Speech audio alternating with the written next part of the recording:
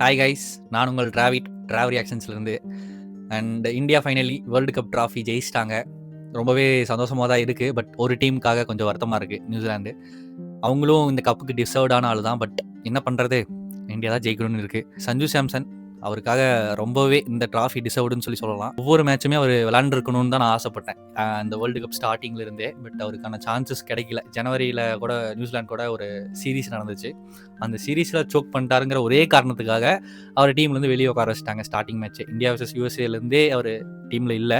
எப்போ அவருக்கு சான்ஸ் கொடுத்தாங்களோ திருப்பி சென்னை கிரவுண்டில் சான்ஸ் கொடுத்தாங்க. ஒரு குயிக் ஃபயர் நாக் ஆனார் 8-22 சொல்லிட்டு. அதுக்கப்புறம் ஒவ்வொரு மேட்சுமே வெஸ்ட் இண்டீஸ் கூட இருக்கட்டும், இங்கிலாந்து கூட இருக்கட்டும், அண்ட் நவ் ஃபைனலில் ஒவ்வொரு மேட்சுமே விட்டு வைக்காமல் சூப்பராக ஆடி player of the tournament Sanju Samson, remember the நேம்ங்கிற மாதிரி சூப்பராக ஆடினார். அவருக்காக ரொம்பவே ப்ரௌடாக ஃபீல் ஆகுது, பர்சனலாக ஃபீல் ஆகுது அந்த ஒரு மனுஷனுக்காக மட்டும். எனக்கு 2024 வேர்ல்டு கப் மாதிரி ஃபீல் ஆகலை, எக்ஸைட்மெண்ட்டும் ஆகலை. அதுதான் உண்மை. என்னோட பர்சனல் ஃபீலிங்கை நான் சொல்கிறேன்.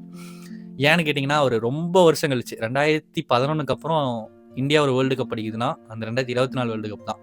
நான் ரொம்ப வருஷமாக, நான் சின்ன வயசுலேருந்தே அந்த டைம்லேருந்து நான் வேர்ல்டு கப்பே அதாவது கிரிக்கெட்டே பார்க்க ஆரம்பித்தேன் 2011 2024 world cup feels personal for me because of Rohit Sharma and Kohli. அவங்க ரெண்டு பேர்த்து கையில் ஒரு ட்ராஃபி நான் பார்த்துடணும்னு ஆசைப்பட்டேன். ஆல்ரெடி ரோஹித் சர்மா வந்துட்டு ஒரு T20 வேர்ல்டு கப் வச்சிருக்காரு தான், அது டோனி தலைமையில் அடித்தது.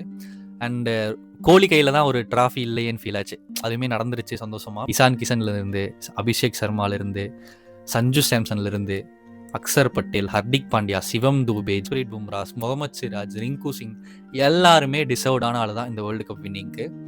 நன் அதர் தென் ஒரே ஒரு பவுலருக்காக மட்டும் இந்த பேட்டிங் பிச்சே வந்துட்டு ஒரு டோட்டலாக வந்து சேஞ்ச் ஆச்சு. யாருன்னா நம்ம ஜஸ்பிரீத் பும்ரா. மனுஷன் ஆறாவை தூக்கி அப்படியே 10,000+ ஆறா தான் அவருக்கு, 10,000+ ஆறா தான் அவருக்கு. Salute for the Bumrah, Jasprit பும்ராங்கிறது தான் ஒரே வார்த்தை. ஏன்னா இந்த பேட்டிங் பிச்சிலையுமே ஒரு பவுலரை பார்த்து பயந்துக்கிறாங்கன்னா அது ஜஸ்பிரீத் பும்ராவை மட்டும்தான் இருக்கும். அந்த மனுஷன் போடுற ஒவ்வொரு பாலுக்கும் அடுத்தடுத்து என்ன வேரியேஷனில் போடுவார்னே தெரியாமல் விளையாண்டுட்டே இருக்காங்க எல்லாரும், ஒவ்வொரு பேட்ஸ்மேனும். இந்த பேட்டிங் பிச்சிலையும் ஒரு பவுலர் பார்த்து பயப்படுறாங்கன்னா ஜஸ்பிரீத் பும்ரா தாங்க. நான் ரொம்ப எக்ஸைட்மெண்ட்டாக வெயிட் பண்ண ஒரே ஒரு விஷயம் என்னன்னா, அந்த நம்ம ஹர்திக் பாண்டியா வந்துட்டு அந்த வேர்ல்டு கப் ட்ராஃபியை வந்து பிச்சில் வச்சுட்டு 2024 வேர்ல்டு கப்பில் இப்படி பண்ணும்போது ரொம்பவே ஜாலியாக இருந்துச்சு. திரும்பி அதை வேர்ல்டு கப்லேயே பண்ணிட்டாருங்கிற போது கொஞ்சம் சந்தோஷமாக இருக்குது. கேன் வில்லியம்சன் மட்டும் இந்த மேட்ச்சில் இருந்திருந்தாலும் சத்தியமாக ரொம்பவே கஷ்டப்பட்டு இருந்திருப்பேன். இந்த மனுஷன் நல்லாவே ரிட்டையர்ட் ஆகிட்டாப்ல. சாண்ட்னர் வந்து ஒரு அருமையான கேப்டன். எனக்கு தெரிஞ்சு நான் ஒரு சின்ன வயசுலேருந்தே சாண்ட்னரை பார்த்துக்கிட்டு இருக்கேன்.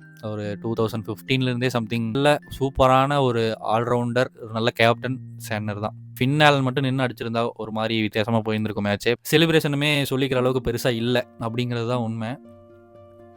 எனிவேஸ், நான் வந்துட்டு ரெகுலராக வந்துட்டு வீடியோ மூலிமா உங்களை ஃபாலோ பண்ணிக்கிட்டே இருப்பேன். நீங்கள் பார்க்குற ஆளாக இருந்தால் கண்டிப்பாக என் ஃப்ரெண்டாக தான் இருப்பீங்க. புதுசாக யாராவது சப்போஸ் பார்த்தீங்கனாலும் நான் என்ன மிஸ்டேக் பண்ணுறேங்கிறது கமெண்ட் செக்ஷனில் சொல்லுங்கள். கண்டிப்பாக அதெல்லாம் சேஞ்ச் பண்ணிக்குவேன். கிரிக்கெட்டிக் கண்டென்ட் மட்டும் இல்லாமல் வேறு ஏதாவது கண்டென்ட்டாக இருந்தாலும் கண்டிப்பாக நான் போஸ்ட் பண்ணுவேன். டெய்லியும் ஒர்க் போயிட்டு இப்போ நான் டைம் வந்து பார்த்திங்கன்னா 1 ஆயிடுச்சு, நைட்டு 1 மணி. எடிட் பண்ணி காலையில் போஸ்ட் பண்ணுவேன். யார் பார்க்குறாங்களோ கண்டிப்பாக பார்ப்பாங்க. 1 இயரில் ஒரு அட்லீஸ்ட் ஒரு 500Kவாவது அடிச்சிடணுங்கிறது ஆசை. ரெகுலராக வீடியோ போட்டால் மட்டும்தான் முடியும். பட் இந்த ஒரு 1 இயரில் இன்றைக்கி மார்ச் 9 அடுத்த மார்ச்சுக்குள்ளே நான் ஒரு 500Kவாவது இருப்பேங்கிறது தான் என்னோடய மேனிஃபெஸ்டேஷன். கண்டிப்பாக அதை நிறைவேற்றுவேன்.